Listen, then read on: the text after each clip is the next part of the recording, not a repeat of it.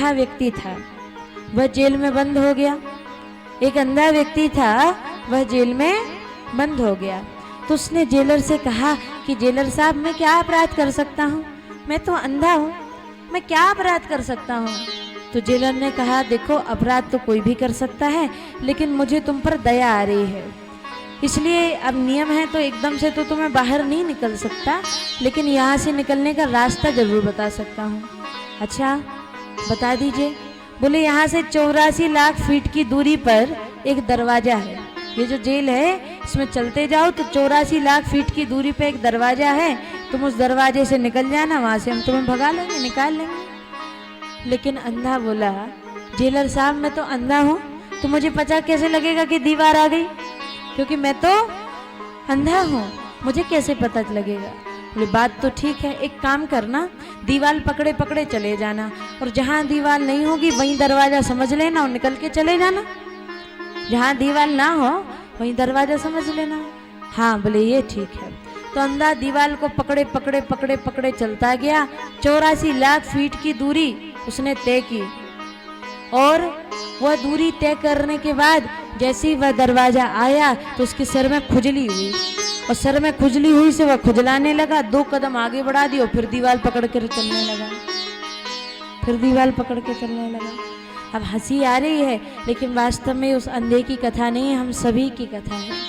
जैसे वह अंधा 84 लाख फीट की दूरी तय करके पहुंचा उस दरवाजे तक, और जैसे ही दरवाजा आया तो सर में खुजली मची, सो दरवाजा निकाल के फिर दीवार पकड़ के चलने लगा। यही हाल तो हमारा है, हम सभी अंधे हैं।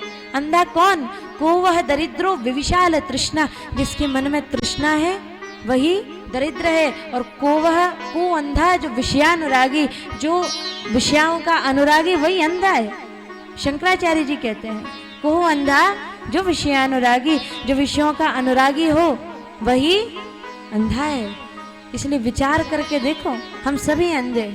वह अंधा चला तो हम भी 84 लाख योनियों में भटके, उस अंधे को दरवाजा मिला, ऐसे हमें भी ये मनुष्य शरीर का दरवाजा मिला, लेकिन उसके सिर में खुजली मची, सुबह उसने दरवाजा निकाल दिया। ऐसे हमारे सिर में भी माया की ऐसी खुजली मचती है कि हम भी इस मनुष्य शरीर का दरवाजा निकाल लेते हैं, पूरा मनुष्य जीवन अपना व्यर्थ कर देते हैं, और फिर दीवार पकड़ के चलने लगा, मतलब फिर 84 लाख योनियों का चक्कर काटना।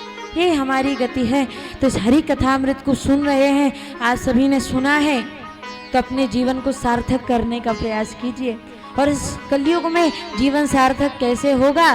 जीवन ऐसे ही सार्थक होगा जब हम जपेंगे हरे कृष्णा हरे कृष्णा हरे कृष्णा हरे कृष्णा कृष्णा कृष्णा कृष्णा कृष्णा हरे हरे हरे हरे हरे राम हरे राम हरे राम हरे राम राम राम राम राम हरे हरे। हरे हरे। जब हम भगवान का नाम जपेंगे तभी हमारा जीवन सार्थक हो सकता है, क्योंकि इस कलयुग में तो केवल हरि नाम ही एकमात्र उपाय है, हरि नाम ही एकमात्र साधन है। हरिर नाम हरिर नामैव केवलम कलौ नास्तैव नास्तैव नास्तैव गतिर अन्यथा। तो भगवान की इतनी सुंदर लीलाओं को सुन रहे हैं तो इनको अपने हृदय में भी हमें बसाना चाहिए।